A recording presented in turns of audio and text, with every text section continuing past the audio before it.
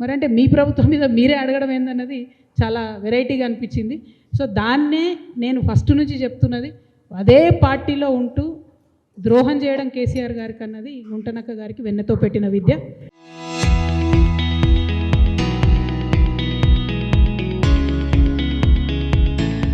ఇప్పుడు కూడా వారు అదే చేస్తున్నారు. బీఆర్ఎస్ పార్టీ కార్యకర్తలు నేను రిక్వెస్ట్ చేస్తున్నాను, వారి విధానం చూడండి, వారు మాట్లాడే పద్ధతి చూడండి. టోటల్ 2014 నుంచి ఇప్పటి వరకు బీఆర్ఎస్ పార్టీలో ఉంటూనే డిమాండ్ చేస్తున్నారు ఎంక్వైరీ చేయాలని. మరి యాజ్ టీజ్గా తెల్లారి కేటీఆర్ గారు కూడా అదే అడిగినారు. సో ఈ గుంటనక్కని గుడ్డిగా ఫాలో అయ్యి గుంతలో పడ్డారని నేను అనుకుంటున్నాను. రైట్, మీరు అంటున్న ఈ గుంటనక్క నాకు తెలిసి బహుశా మీరు ప్రత్యక్ష రాజకీయాల్లోకి తర్వాత కేటీఆర్ గారు ప్రత్యక్ష రాజకీయాలకు రాక సమయంలోనే బీఆర్ఎస్ అప్పుడు టీఆర్ఎస్గా ఉన్నప్పుడు మంత్రిగా అయ్యారు. ఆయన కేసీఆర్కి చాలా దగ్గరగా తిరిగిన వ్యక్తి, ఒక రకంగా ఇక ఆత్మానాటుగా మాట్లాడుకునే సందర్భం రాజకీయాల్లో. ఇన్ని తప్పిదాలు చేస్తుంటే కేసీఆర్ గమనించలేదన్న, అంటే కేసీఆర్ గమనించలేదని మనం ఎలా చెప్పగలుగుతాం? బీఆర్ఎస్ పార్టీ వేరే పొలిటికల్ పార్టీ, వాళ్ళ అంతర్గతంగా 100 విషయాలు ఉన్నాయి. నేను ఆ బీఆర్ఎస్ పార్టీలో ఉన్నప్పుడు హైలైట్ చేసిన అంశాలు ఉన్నాయి. నా బోల్డ్ అని ప్రెస్ మీట్లు మీరే చూపిస్తున్నారు. ఇప్పుడు నా పార్టీ ఎజెండా చెప్పుకొనిస్తే నేను సంతోషిస్తాను. లేదు ఇంకానే బీఆర్ఎస్ గురించి మాట్లాడాలంటే మీకే బోర్ కొడుతుంది. చాలా మాట్లాడి ఉన్నాయి ఇప్పటికే. మీరు సమాధానం చెప్పాలి నేను అడిగిన వాటికి అనేటువంటిది గతంలో చెప్పారు. హరీష్ రావు అయినా, కేటీఆర్ అయినా, కేసీఆర్ అయినా, రేవంత్ రెడ్డి అయినా, బీజేపీ నుంచి అయినా ఎవరైనా కూడా మీరు ఇన్ని ఆరోపణలు చేస్తారు, అక్కడ సమాధానం లేదు. హరీష్ రావును టార్గెట్ చేసి మీరు మాట్లాడారు, గుంటనక్క అన్నారు, ఇంకా చాలా సందర్భాల్లో కేటీఆర్ గురించి మాట్లాడారు. కేటీఆర్కి ఏం తెలియదు, జీరో అన్నారు కేటీఆర్ని. మరి కేసీఆర్ని టార్గెట్ చేశారు. వాళ్ళు ఎవరు రెస్పాండ్ అవ్వట్లేదు మీ మీద. కొత్త పార్టీలు వస్తుంటే పోతుంటే చాలా వచ్చినాయి అనేది ఒక కేటీఆర్ మాత్రమే రెస్పాండ్ అయ్యారు మీ మీద. హరీష్ రావు రెస్పాండ్ అవుతలేరు. ఎక్కడ కూడా కవిత గురించి మీడియా అడిగినా, ఇంటర్వ్యూలు అడిగినా, జనాలు అడిగినా కూడా హరీష్ రావు మీ గురించి మాట్లాడను అంటున్నాను, నో కామెంట్ అంటున్నాను. అది ఆయననే అడగాలి కదండి, నాకేం తెలుసు. నేను చేసిన అలిగేషన్స్ అవి ఇప్పుడు కాకపోతే రేపన్నా ప్రూవ్ అవుతాయి. నేను ఒక మాట ఇంకో మాట కూడా చెప్పిన, మీరు ఇట్లా చేసి ఉల్టా నా మీద దాడి చేస్తున్నారు. ఏదో ఒకనాడు భగవంతుడి దయ వల్ల, తెలంగాణ ప్రజల దయ వల్ల సీఎం అవుతా, అప్పుడు మాత్రం 2014 నుంచి నేను సీఎం అయ్యేంత వరకు ఉన్న అన్ని ఫైళ్ళు తీసి తోడతా అని చెప్పిన. సో ఇవాళ కాకపోతే రేపన్నా ఎస్టాబ్లిష్ అవుతుంది. తప్పు చేసిన చరిత్ర ఎప్పుడు క్షమించదండి. ఇవాళ కాకపోతే రేపు ఎంటబడుతుంది. కర్మ సిద్ధాంతాన్ని నేను బలంగా నమ్ముతాను కాబట్టి చెప్తున్నా. రెండు, ఒక వ్యక్తిని టార్గెట్ చేయడం అన్నది కాదు. నేను ఒక పార్టీలో నా సర్వస్వం అర్పించి పనిచేసినటువంటి ఉద్యమంలో టీఆర్ఎస్ పార్టీకి తప్ప, అప్పుడున్న టీఆర్ఎస్కి తప్ప ఎవరికి ఓటేయమని నేను చెప్పలే ఎప్పుడు కూడా. అటువంటి నన్ను పార్టీలోంచి బయటేసి నిరంతరం పార్టీకి ద్రోహం చేసే వాళ్ళని పార్టీలో పెట్టుకుంటే డెఫినెట్గా నాకు గుండె మండుతుంది కదండి. నేను చెప్పిన అల్టిమేట్గా ఇప్పుడు నేను మీ అందరితో కోరేది ఏంటంటే, ఫ్యూచర్లో ఏం చేయాలనేటటువంటి దాని మీద ఎక్కువ ఫోకస్ చేస్తే బాగుంటుందేమో అన్నది నాకు ఉద్దేశం. కల్వకుంట్ల కవిత గారు తన సొంత ఎజెండాతో మాత్రమే బయటకు వచ్చారు. దానిలో పబ్లిక్ ఎజెండా లేదు. పార్టీలో కావచ్చు, కుటుంబంలో కావచ్చు, తనకు సరైన న్యాయం దక్కలేదు, తన పట్ల నిర్లక్ష్యం ఉంది, అణచివేత ఉంది అనే కారణంతో బయటకు వచ్చారు అనేది ప్రధాన ఆరోపణ. మీ సమాధానం ఏంటి? Matter of the fact, BRS party suspended మీ. ఎందుకు సస్పెండ్ చేసిరు అన్నది బీఆర్ఎస్ పార్టీ వాళ్ళు ఇంతవరకు చెప్పలేదు. సస్పెండ్ చేసిన తర్వాత ఒక మనిషిగా, ఆత్మగౌరవం ఉన్నటువంటి ఒక మనిషిగా నేనేం చేయాలి? ఆ పార్టీ ఇచ్చినటువంటి పదవికి రాజీనామా చేసిన. సస్పెండ్ చేయడానికి ముందు తెలంగాణ వాళ్ళకు న్యాయం జరగట్లేదు, కేసీఆర్ హయాంలో సామాజిక తెలంగాణ రాలేదు, అది కుట్ర కదండి. నేను ఎస్టీలకు, బహుజనులకు న్యాయం జరగలేదన్న మాట మీరు అన్న మాట నిజం కాదా? కేసీఆర్ హయాంలో జరగలేదు అనలేదు. నేను అన్నదేంటి, మనం సాధించుకోవాల్సింది సమానమైనటువంటి సమ్మిళితమైనటువంటి అభివృద్ధి సాధించుకోవాలన్నది మన ఆలోచన.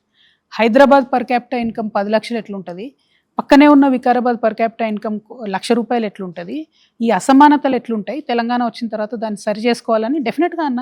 అది ఇంటర్నల్ కూడా అదే చెప్పిన, నేను బయట కూడా అదే చెప్పిన. అలా తప్పేముంది చెప్పండి? సమగ్రమైన అభివృద్ధి జరగొద్దా? హైదరాబాద్ స్థాయికి వికారాబాద్ ఎప్పుడు రావద్దా? చుట్టుపక్కల ఉన్న జిల్లాల అభివృద్ధి కావద్దా? సో ఒక ఐడియాలజీ అనేది చెప్పిన దాన్ని ఏదో పార్టీ వ్యతిరేకం అని అనుకుంటే ఎట్లా? సమాజం ఎక్కడుందన్నది మనం ఎప్పుడైనా ఒకసారి ఆలోచన చేసుకోవాలి కదా. ఒకటి. రెండు, నేను రాసినటువంటి ఉత్తరంలో అంశాలు మీరు కోట్ చేస్తున్నట్టున్నారు. అది ఇంటర్నల్ కమ్యూనికేషన్, అది లీక్ ఎట్లా అయిందనేదే కుట్ర అని నేను చెప్తున్నాను. ఆ కుట్రను వాళ్ళు ఛేదించకుండా, పార్టీలో సమీక్ష చేసుకోకుండా నా మీద మాట్లాడితే నేనే చేయగలుగుతాను. ఇక్కడ నేను విక్టిమ్. మీడియా మిత్రులందరూ కూడా ఏంటంటే నేను ఆడపిల్లని కావడంతో నేను విక్టిమ్ కాదు అని చెప్పి, ఆడపిల్లలు రెబెల్ చేస్తే ఇష్టం ఉండదు కదా సమాజంలో, నేను విక్టిమ్ కాదనుకుంటున్నారు. కానీ నేనే విక్టిమ్. ఇక్కడ బయటకు తీసింది నన్ను, బయటపడేసింది నన్ను, నా కష్టాన్ని గుర్తించకుండా బయటపడేసింది నన్ను. నేనేం చేయాలి చెప్పండి ఒక వ్యక్తిగా? How will you react if you are in my place? ఎట్లా లీక్ అయిందంటారు? ఎవరి ద్వారా? ఎందుకంటే లీక్ వాళ్ళు అనుకోవాలి కదా, లేకుంటే కేసీఆర్ రాశారు కాబట్టి కేసీఆర్ ద్వారా లీక్ అవ్వాలి. నేను ఎట్లా చెప్పాలా? నాకేం తెలుసు? Let them conduct. కవిత గారు, సామాజిక తెలంగాణ అంశంతో మీరు ముందుకెళ్తున్నారు. సో సామాజిక తెలంగాణ అంటే ఏంటి అంటే వాళ్ళ అందరూ ఈక్వల్గా ఉండాలి, ఎవరి వాటా వాళ్ళకి కావాలి, అంతేనా? అంటే ప్రధానంగా ఒకటండి, టీఆర్ఎస్ పార్టీ ఇవాళ తెలంగాణ వాదం అనేది ఒక మదర్ బోర్డుగా తీసుకొని వెళ్తుంది. మదర్ బోర్డు తెలంగాణ అయినప్పుడు ఆ మదర్ బోర్డు పనిచేయడానికి కావాల్సిన కరెంట్ ఎలక్ట్రిసిటీ ఏదైతే ఉంటుందో అది సామాజిక తెలంగాణ. సమాజంలో అందరూ బాగుండాలి, అప్పుడే మనం బాగుంటాం. అందులో మన సమాజంలో, భారతదేశ సమాజంలో కులాల వ్యవస్థలో కులాల ప్రాతిపదికన పాజిటివ్గా కులాన్ని డెవలప్ చేసుకుంటూ వెళ్తే అందరం బాగుపడే ఆస్కారం ఉంటుంది. పేదరికం ఆస్పెక్ట్గా పనిచేసినా బాగుంటుంది. ఈ 80 సంవత్సరాలు ప్రభుత్వాలు కొన్ని వర్గాలకు, ఎస్సీ ఎస్టీలకు కాన్స్టిట్యూషన్లో రైట్స్ ఉన్నాయి కాబట్టి వాళ్ళ కులాల ప్రాతిపదికన ఫండ్స్ కేటాయిస్తూ పోతున్నాం. కానీ బీసీలలో ఉన్న పేదవాళ్ళని కానీ, అగ్రవర్ణాల్లో ఉన్న పేదవాళ్ళకి కానీ ఎటువంటి ప్రాతిపదిక లేదు ఇప్పటి వరకు. ఫండ్స్ అలొకేట్ చేయాలంటే ప్రభుత్వాల యొక్క దయాదాక్షిణ్యాల మీదనే అలొకేషన్స్ జరిగినాయి. మళ్ళీ ఎస్సీ ఎస్టీలకు కూడా ఫండ్స్ అలొకేషన్ అయిన వాటిని వాడారా? కరెక్ట్గా వాడలేదు. సో ఎట్లా చూసినా కూడా సిస్టమ్ అంతా పేదవాడికి అయితే డబ్బు చేరకుండా చేసింది. మీరు స్వతంత్రం వచ్చినప్పటి నుంచి ఇప్పటి వరకు చూసుకుంటే కోట్ల ఇండ్లు ఇచ్చిండ్రు తెలంగాణలో, కానీ ఇప్పటికీ ఇండ్లు లేనటువంటి వాళ్ళు 1 కోటి మంది ఉన్నారు. మళ్ళీ ఎట్లా, ఏంటి, ఎక్కడ రాంగ్ అవుతుంది? ఆ రాంగ్ని రైట్ చేయాలంటేనే సామాజిక తెలంగాణ అనే కాన్సెప్ట్తో ముందుకెళ్ళాలని నేను బలంగా నమ్ముతున్నాను. సామాజిక తెలంగాణ ప్రధాన ఎజెండాగా మేము ముందుకెళ్తాం. సో సామాజిక తెలంగాణ అంటున్నారు, తర్వాత మీరు ఆ మధ్యలో బీఆర్ఎస్ పార్టీలో ఉంటూనే పూలేకి సంబంధించిన ఒక యూనియన్ స్టార్ట్ చేశారు, రైట్? బీసీల రాజ్యాధికారానికి మీరు కూడా మద్దతుగా ఉన్నారు, బీసీల వాటా తేల్చాలంటున్నారు. ఇందాక జస్ట్ బిఫోర్ ఒక నిమిషం క్రితం నేను సీఎం అవుతానంటున్నారు. సో గతంలో కేసీఆర్ గారు కూడా దళిత ముఖ్యమంత్రి అని చెప్పి, సరే ఏ ఫ్యాక్టర్ ఉన్నా ఏ రకంగా వర్కౌట్ కాలేదు. మన ముఖ్యమంత్రి రేవంత్ రెడ్డి ఫస్ట్ స్టార్టింగ్లో బీసీలకు సంబంధించి సర్వే చేస్తున్న సమయంలో కూడా నేనే చివరి ముఖ్యమంత్రిని అని చెప్పుకొచ్చారు. మళ్ళీ తర్వాత ఆయన 10 ఏళ్ళ ముఖ్యమంత్రి అంటున్నారు. సో ఆ పార్టీలకి మీకు తేడా ఉండాలంటే మీరు బీసీనే, నా పార్టీ రేపు అధికారంలోకి వస్తే ఒక బీసీనే నేను ముఖ్యమంత్రి చేస్తానని చెప్పగలుగుతారా? అంటే చేయలేని పనులు నేను చెప్పనండి, ఫస్ట్ థింగ్. సెకండ్ థింగ్, ఒక ఆడబిడ్డగా, ఒక మహిళగా నేను ముఖ్యమంత్రి కావాలని డెఫినెట్గా కోరుకుంటున్నాను. బట్ నేను ముఖ్యమంత్రి అయితే నేనే పట్టుకొని వెళ్ళాడను కదండి, జీవితకాలం నేనే ముఖ్యమంత్రి ఉండాలనుకున్నాను. మీరు రాసి పెట్టుకోండి, ఈ తెలంగాణ రాష్ట్రంలో టీఆర్ఎస్ పార్టీ మాత్రమే ఫ్యూచర్లో ఒక బీసీని ముఖ్యమంత్రిని చేస్తాం, ఒక ఎస్సీని ముఖ్యమంత్రిని చేస్తాం, ఒక ఎస్టీని ముఖ్యమంత్రి చేస్తాం, ఒక ముస్లింని ముఖ్యమంత్రిని చేస్తాం.